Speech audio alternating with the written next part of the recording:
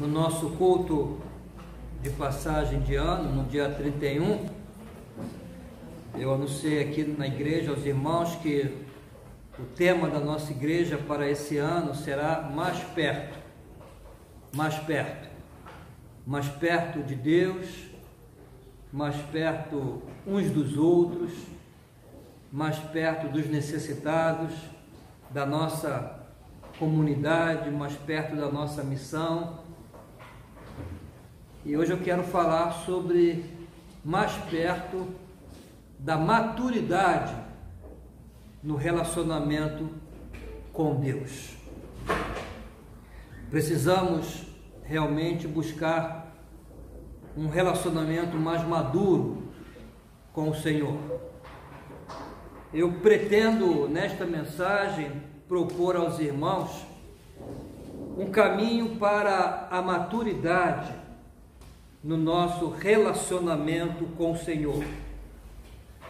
Eu penso que isso é importante porque há muita meninice no meio evangélico, muita criancice, muita infantilidade na maneira de interpretar e viver a vida cristã. É falta de maturidade mesmo. Falta a muitos crentes saírem do fraudário da vida cristã para assumirem uma postura mais adulta. Falta um relacionamento mais maduro e mais saudável com o Senhor. O que esperas de Deus? Qual a tua expectativa em relação a Deus? E o que achas que Deus espera de ti?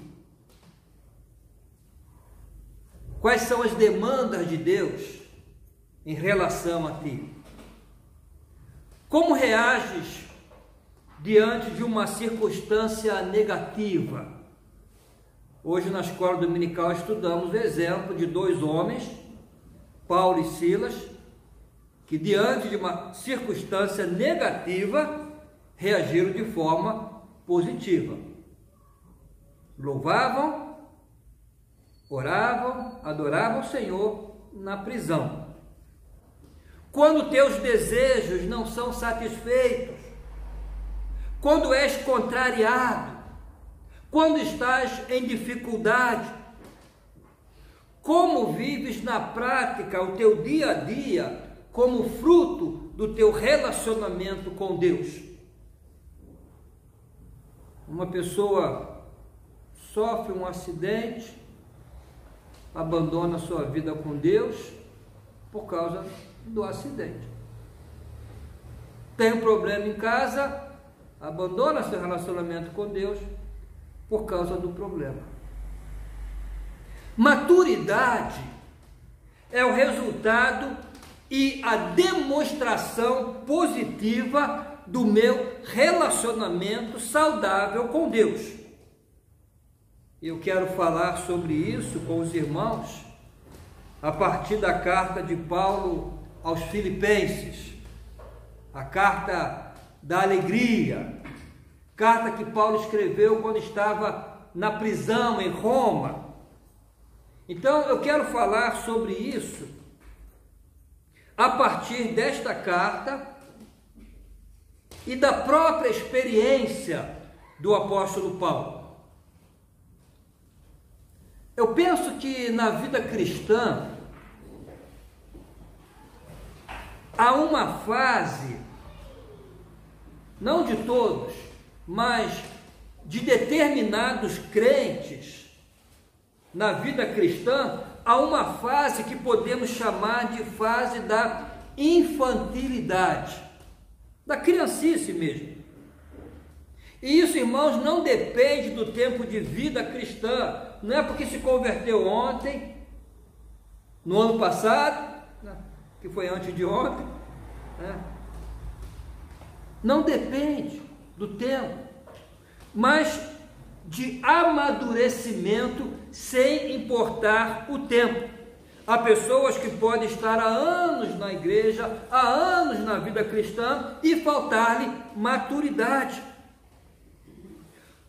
Pode até conhecer muita coisa da Bíblia, mas faltar-lhe maturidade na interpretação daquilo que conhece e na vivência do que conhece, enquanto outras com menos tempo parecem mais maduras. A fase da infantilidade é aquela fase que começou com entusiasmo, com muita vibração, com muita euforia, mas baseada em falsas expectativas. E a pessoa não vai além disso. O perigo de permanecer muito tempo nesta fase e não crescer é que a pessoa reage infantilmente a diversas situações. Essa pessoa fica frustrada com Deus porque não é exatamente como esperava.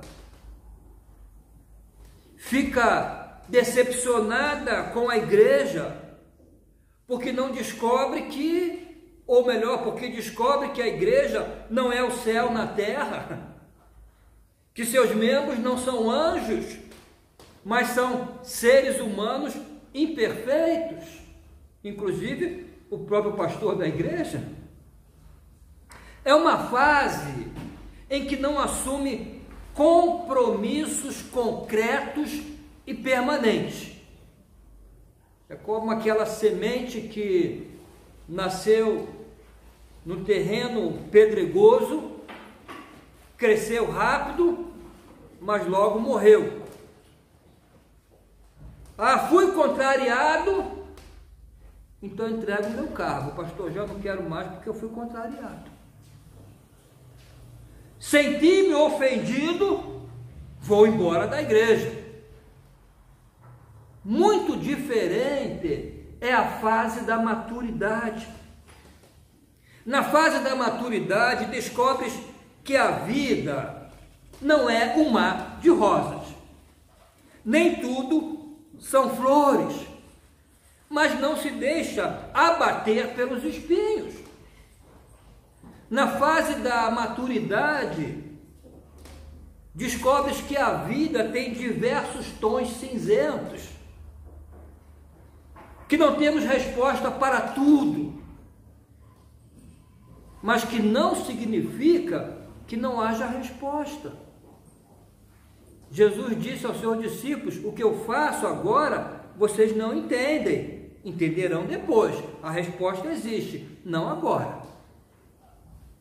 Na fase da maturidade, descobres que as tuas dúvidas são maiores que as tuas certezas. Ontem, na minha casa, recebemos uma família aqui da igreja, e a irmã disse assim: pastor, ela falou de um tema, pastor não prega sobre esse tema muito? Aí eu falei: eu não prego porque eu não quero criar conflito na igreja, porque até eu tenho dúvida em relação a isso. As minhas dúvidas em relação a isso são maiores do que as minhas certezas, então eu prefiro não falar, para não criar confusão. Na fase de maturidade descobrimos isso, que as nossas dúvidas são maiores do que as nossas certezas. Não somos o sabe tudo. Isso é normal porque estamos a falar de um mundo espiritual, onde há coisas e experiências que vão além da razão. Na fase da maturidade, consegue dizer como Paulo: tudo posso naquele que me fortalece. Tudo posso. Então, com base nesta carta escrita por Paulo, eu quero partilhar com os irmãos 3 grandes verdades que precisamos aprender se queremos chegar a esse tipo de relacionamento, um relacionamento mais maduro com Deus. E a primeira verdade é a seguinte: as circunstâncias não são fator determinante no nosso relacionamento com Deus. As circunstâncias não devem e não determinam o nosso relacionamento com Deus. Que passar pelo sofrimento, pela tribulação, por momentos de necessidade, de aflição, quando sou contrariado, quando as coisas não acontecem como eu quero, quando planejei deu errado, quando um sonho deixou de se realizar, quando uma dor muito forte invade o meu coração. Irmãos, nada disso determina o meu relacionamento com Deus. Não são essas coisas que determinam o meu relacionamento com Deus. Precisamos aprender que um relacionamento maduro com Deus está para além dessas coisas. Precisas saber que as circunstâncias da vida nada tem a ver com o teu relacionamento com Deus. Eu não estou a falar, irmãos, de consequências de erro, de pecado. Sim, as consequências têm a ver com o nosso relacionamento. Mas estou a falar de circunstâncias, daquilo que acontece com todo mundo e pode acontecer conosco também. Em outras palavras, se algo está mal, se alguma coisa te falta, ou as coisas não aconteceram como desejavas, não significa que estás mal com Deus, ou que Deus não está a cuidar de ti. Eu não sei se os irmãos, quando eram crianças, que os jovens não devem saber, tinha uma brincadeira que a gente chamava de bem me quer, mal me quer, bem me quer, mal me quer. Pegava uma flor, né? Aí tirava pétala, bem me quer, mal me quer, bem me quer, mal me quer. Se acabava do mal me quer, a Marisa mal me quer. O bem me quer, bem me quer. Tem gente que briga com Deus de mal me quer, bem me quer. As circunstâncias estão boas, Deus bem me quer. Vai mal, Deus mal me quer. Deus bem me quer, Deus mal me quer, Deus bem me quer, Deus mal me quer. O problema é congelar no mal me quer. Aí vai jogar fora. Aí vai jogar fora.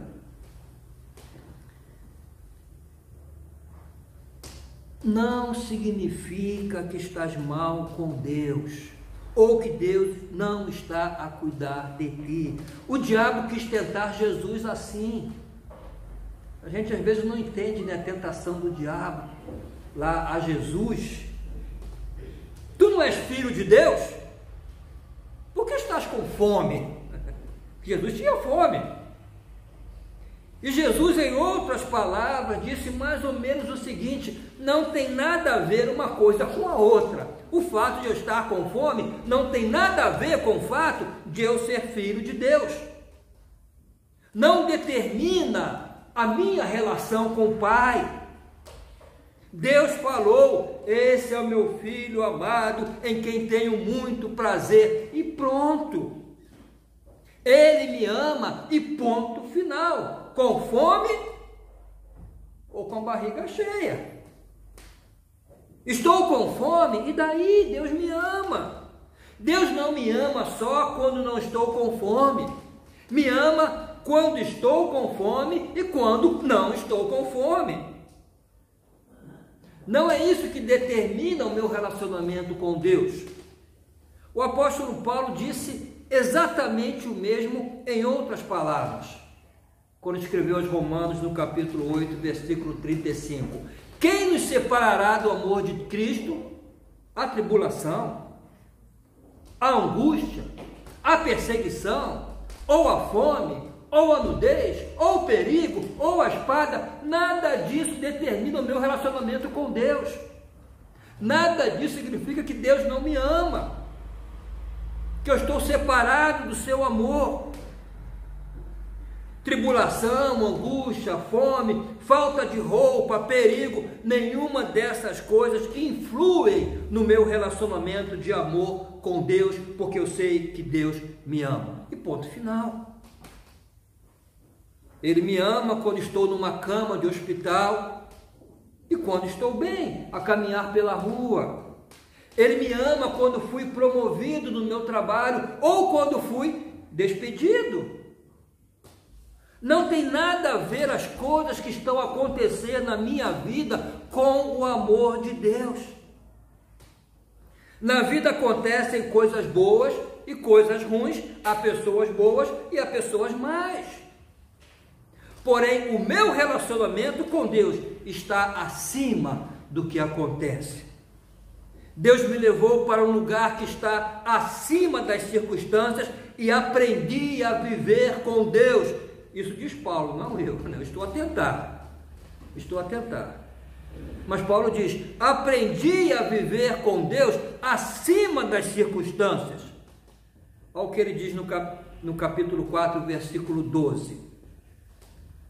Versículo 11 a 13. Já aprendi a contentar-me com o que tenho. Sei estar abatido e sei também ter abundância. Em toda maneira, em todas as coisas estou instruído, tanto a ter fartura como a ter fome, tanto a ter abundância como a padecer necessidade. Posso todas as coisas em Cristo que me fortalece. Não são as circunstâncias da minha vida que determinam a qualidade da minha relação com Deus. Pelo contrário, é a qualidade da minha relação com Deus que determina a maneira como enfrento as circunstâncias da vida. Por isso, quando Paulo estava preso, a esperar uma sentença que podia ser sentença de morte, e lá estava Paulo com todos os motivos para estar a reclamar, a lamentar, a desesperar-se, a queixar-se com Deus. Paulo reagiu da forma que lemos no capítulo 1, versículo 12 e 13.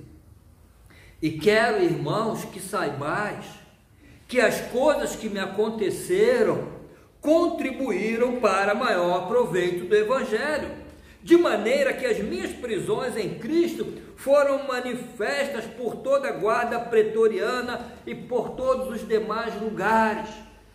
Talvez a igreja estivesse a lamentar: coitado do Paulo, tão fiel a Deus, e essa é a paga que ele recebe, está preso e pode ser sentenciado à morte. Pobre do Paulo, coitado do Paulo. Mas Paulo diz: pare, irmãos, quero que saibais que as coisas que me aconteceram contribuíram para maior proveito do Evangelho. A guarda pretoriana era a tropa de elite do Império Romano, era a guarda pessoal do imperador, e essa guarda, irmãos, tinha tanto poder que inclusive tinha poder de destituir o próprio imperador. Eles diziam: nós cuidamos do imperador enquanto cuida de Roma. O dia que deixar de cuidar de Roma, nós tiramos o imperador. Assim era a guarda pretoriana, o poder que ela tinha. Era a guarda responsável também por vigiar prisioneiros de alta periculosidade. E Paulo estava não somente preso, mas acorrentado a um soldado da guarda pretoriana nas 24 horas do dia, 4 soldados que se turnavam, que se alternavam em turno de 6 horas.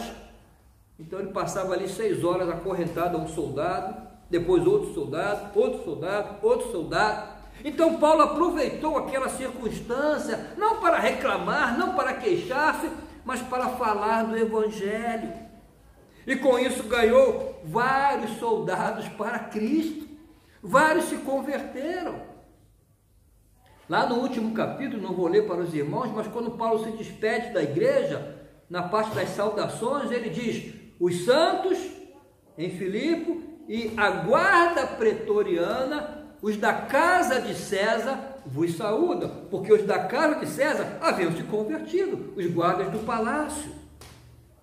Então Paulo pensava: eu estou preso, eu passo o dia acorrentado a pelo menos 4 soldados diferentes, mas não vou ficar a lamentar, não vou reclamar, eu sei que Deus me ama. E por isso a minha prisão não é um fator determinante do meu relacionamento com Deus. Eu vou aproveitar isso para o bem. Deus me ama e estou certo que nada me separará do amor de Deus. Um crente maduro, ele reage dessa forma às circunstâncias negativas. Não são dificuldades, são oportunidades. Isso me leva ao segundo ponto, a segunda verdade, que é a seguinte: o mais importante, irmãos, é viver para fazer a vontade de Deus. A teoria é bela, né? Mas nem sempre praticamos isso. Como é difícil, né? Colocar a vontade de Deus em primeiro lugar. Mas Paulo nos ensina isso. Para um crente maduro, o mais importante é viver para fazer a vontade de Deus. Paulo aprendeu isso, então para ele qualquer circunstância negativa, desfavorável, não era impedimento, mas era oportunidade. Jesus ensinou isso aos seus discípulos, quando ele estava ocupado em evangelizar a mulher samaritana e os samaritanos. Os discípulos tinham ido à cidade comprar comida, porque Jesus tinha fome. Então os discípulos chegaram com a comida e Jesus nem olhou para a comida, continuou ali a evangelizar a mulher samaritana. E os discípulos insistiram: mestre, coma, tens que comer. E Jesus que disse para eles: a minha comida é fazer a vontade daquele que me enviou e completar a sua obra. Em outras palavras, Jesus lhes estava a dizer: o mais importante para mim, a minha prioridade é fazer a vontade de Deus, não satisfazer a minha necessidade, pessoal, ainda que legítima. Mas o mais importante, acima de tudo, é fazer a vontade de Deus. Nenhuma outra necessidade ocupa o lugar da necessidade que tenho de fazer a vontade de Deus. Irmãos, isso é maturidade espiritual. Nada é mais importante, nem mesmo a satisfação de uma necessidade legítima, que é o alimento, é mais importante do que fazer a vontade de Deus. Quando nos ocupamos com a vontade de Deus, Ele se ocupa das nossas necessidades. Quando nos ocupamos com a vontade de Deus, Ele se ocupa das nossas necessidades, porque Deus tem o controle de todas as coisas. Observe o que Paulo diz no capítulo 1, versículo 12. E quero, irmãos, que saibais que as coisas que me aconteceram têm antes contribuído para o progresso do Evangelho. Não as vejo como tragédia, como drama, não. Tem contribuído. E olha que Paulo disse: todas as coisas que me aconteceram, todas. Ele sabia que Deus tinha o controle de todas as coisas, então todas as coisas contribuíam para o bem, por isso aproveitava para fazer a vontade de Deus, apesar das coisas que lhe aconteciam. Meu irmão, por que não tens mais compromisso? Meu irmão, pastor, são tantas coisas que estão a acontecer. Irmão, não vem à igreja? Pastor, são tantas coisas. Os irmãos querem saber as coisas que aconteceram a Paulo e que aconteciam. Ele relata lá em 2 Coríntios capítulo 11, ele fala assim: fui encarcerado várias vezes. Perdi a conta de quantas vezes fui açoitado, e em várias ocasiões enfrentei a morte. 5 vezes recebi dos líderes judeus 39 açoites. 3 vezes fui golpeado com varas, fui apedrejado uma vez. 3 vezes sofri naufrágio. Certa ocasião passei uma noite e um dia no mar à deriva. Realizei várias jornadas longas. Enfrentei perigos em rios e com assaltantes. Enfrentei perigos do meu próprio povo, bem como dos gentios. Enfrentei perigos em cidades em desertos e no mar, e enfrentei perigos por causa de homens que se diziam irmãos, mas não eram. Esse é o pior perigo. Tenho trabalhado arduamente, horas a fio, e passei muitas noites sem dormir, passei fome, senti sede, e muitas vezes fiquei em jejum, tremi de frio por não ter roupa suficiente para me agasalhar. Além disso tudo, sobre mim pesa diariamente a preocupação com todas as igrejas. Ah, pastor, mas ele era Paulo, carne e osso igual a tu, sangue igual a tu. Ele não era Jesus, mas o mesmo Jesus se fez homem, como nós, e nós, tantas coisas, pastor, que tantas coisas. Quantas vezes foste açoitado por causa do Evangelho? Merecia, né? Mas não foste.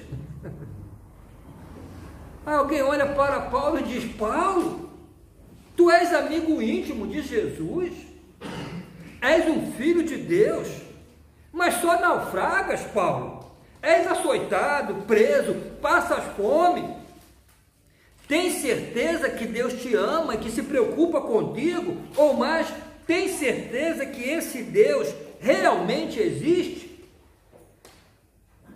Aí Paulo responde: sim, porque as circunstâncias da minha vida não têm nada a ver com o meu relacionamento com Deus. Aliás, a minha comida e bebida é fazer a vontade de Deus. E é isso que estou a fazer, e estou feliz porque isso tem contribuído para o progresso do Evangelho. Irmãos, o crente maduro se ocupa em fazer a vontade de Deus, apesar de, e sabe que Deus se ocupará de todas as coisas para o seu bem. Todas as coisas. E a terceira verdade, irmãos, não preciso ficar preocupado comigo, porque Deus já está ocupado de mim. Deus já está ocupado de mim. Lancem sobre Ele toda a vossa ansiedade, porque Ele tem cuidado de vós. Esse é um bom antídoto para a ansiedade. O que é a ansiedade? É uma preocupação, uma preocupação ou ocupação antecipada e excessiva com algo que ainda nem aconteceu e talvez nem aconteça. Os irmãos lembram das mulheres quando foram ao túmulo de Jesus? No caminho elas tinham uma preocupação. Qual era a preocupação? Quem vai remover a pedra? Uma pedra enorme, nós 3 mulheres, quem vai remover a pedra? Aí quando chegaram lá, a pedra já havia sido removida, elas estavam preocupadas com algo que já tinha sido resolvido até por Deus. No capítulo 4, versículo 6, Paulo diz assim: não andeis ansiosos por coisa alguma, antes em tudo sejam os vossos pedidos conhecidos diante de Deus pela oração e súplica com ações de graças, e a paz de Deus, que excede todo entendimento, guardará os vossos corações e os vossos pensamentos em Cristo Jesus. No Sermão da Montanha, Jesus disse o mesmo: não andeis ansiosos quanto à vossa vida, olhai para as aves do céu, que não semeiam, nem ceifam, nem ajuntam em celeiros, e vosso Pai Celestial as alimenta. Não valeis vós muito mais do que elas? Se Deus cuida das aves do céu, cuidará de vós, porque vós valeis muito mais do que elas. Isso me faz lembrar de uma história em que 2 pássaros estavam pousados no galho de uma árvore. E ao observarem o comportamento dos seres humanos, correndo de um lado para o outro, os pássaros comentaram entre si. Um disse: por que esses humanos andam com tanta pressa, a correr de um lado para o outro? Outro pássaro respondeu: deve ser porque não tem o Deus que temos, o Deus que cuida de nós. Irmãos, a minha sensibilidade diz assim: quem ainda é muito preocupado consigo mesmo é imaturo, não cresceu, ou talvez nem sequer se tenha convertido, nem sequer. Jesus disse: se alguém quer vir após mim, negue-se a si mesmo, tome cada dia a sua cruz e siga-me. Irmão, significa que a conversão é deixar de preocupar-se consigo mesmo. Negar-se a si mesmo é deixar de se preocupar consigo mesmo. Se o Salmo diz: entrega o teu caminho ao Senhor, confia nele e ele tudo fará. Eu que sou crente, por que não faço isso? Porque estás preocupado? Ainda não entregaste o teu caminho, a tua vida ao Senhor? Não crês em Deus? Paulo diz: não estou preocupado com as circunstâncias, porque Deus se ocupa de mim e todas as coisas contribuem para o bem. Não estou preocupado sobre o que de mal ou bom vai acontecer comigo, porque não estou preocupado comigo. Estou preocupado com a glória de Deus, quero viver para Ele, quero viver para fazer a sua vontade.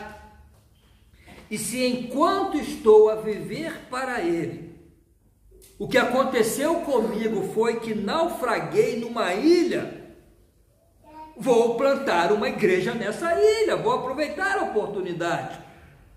Se acabei preso, vou pregar o evangelho na prisão. Porque as circunstâncias não determinam a minha relação com Deus. Ah, irmãos, será que temos esse mesmo sentimento? Ou vivemos tão preocupados, tão ansiosos com as coisas dessa vida, que não temos tempo e nem disposição para fazer a vontade de Deus? Como é que estamos a viver? Como é que estamos a viver? Devemos viver como diz a letra do hino que vamos cantar daqui a pouco: não sei o que de mal ou bem é destinado a mim, se bons ou tristes dias vêm até da vida ao fim.